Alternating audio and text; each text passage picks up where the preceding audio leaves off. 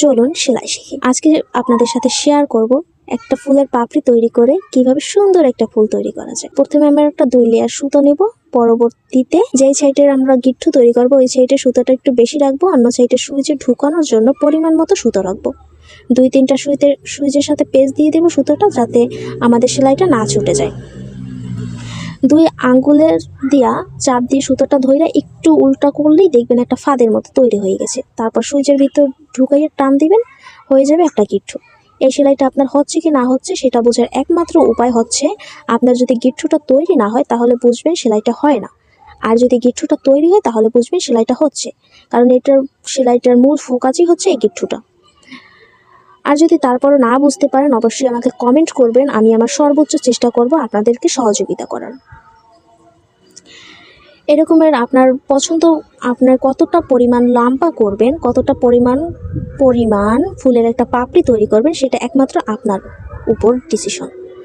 আপনি সেই অনুযায়ী যে বড় করবেন, সেই অনুযায়ী আপনি গিট্টুটা বড় করবেন বা ছোট করবেন। পরবর্তীতে আমরা বাকি যেই সুতোটা ছিল ওই সুতোটা নিয়ে আসার পরে আর একটা জিনিস খেয়াল রাখতে হবে যে আমাদের গিট্টুগুলো যেন এক সমান থাকে। যদি আপনার গিট্টুগুলো সমান না থাকে, এলোমেলো থাকে, তাহলে আপনার ফুলের পাপড়িটা কিছুতেই তৈরি হবে না। তো আমরা এই সুতোটা এখন সুইচের ভিতর ঢুকাই নেব। ঢুকিয়ে নেওয়ার পরে আলতো হাতে, এই সেলাইটা করার জন্য তাড়াহুড়া করা যাবে না, খুবই আলতো হাতে সেলাইটা করতে হবে। পরবর্তীতে আস্তে আস্তে এই সুইচ থেকে এটা বের করতে হবে।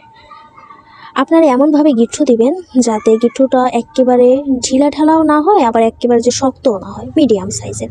যদি বেশি শক্ত হয়ে যায় তাহলে কিন্তু এই সুইচ থেকে বের হবে না, আপনার ফুলটা নষ্ট হয়ে যাবে। যে গিট্টুগুলো ছিল ওই গিট্টুগুলো আমরা উপরের দিকে রাখবো, নিচের দিকে না। নিচের দিকে রাখলে আপনার ফুলটা হবে না, আর আপনার উপরের দিকে রাখলে ফুলটা দেখতে মাশাআল্লাহ খুবই সুন্দর লাগবে। পরবর্তী যে 2টা সুতো থাকবে ওই 2টা আমরা টান দিয়ে নিব, আলতো হাতে একটু টান দিয়ে নিব।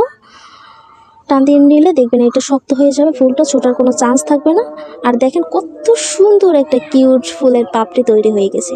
এরকমের বেশ কয়েকটা পাপড়ি দিয়ে আপনি সুন্দর একটা ফুল তৈরি করতে পারবেন, সেটা হোক হুপাটে বা জামায় বা যে কোনো আপনার পছন্দ অনুযায়ী যে কোনো জিনিসে আপনি চাইলে ব্যবহার করতে পারবেন, এবং 3 পিসেও।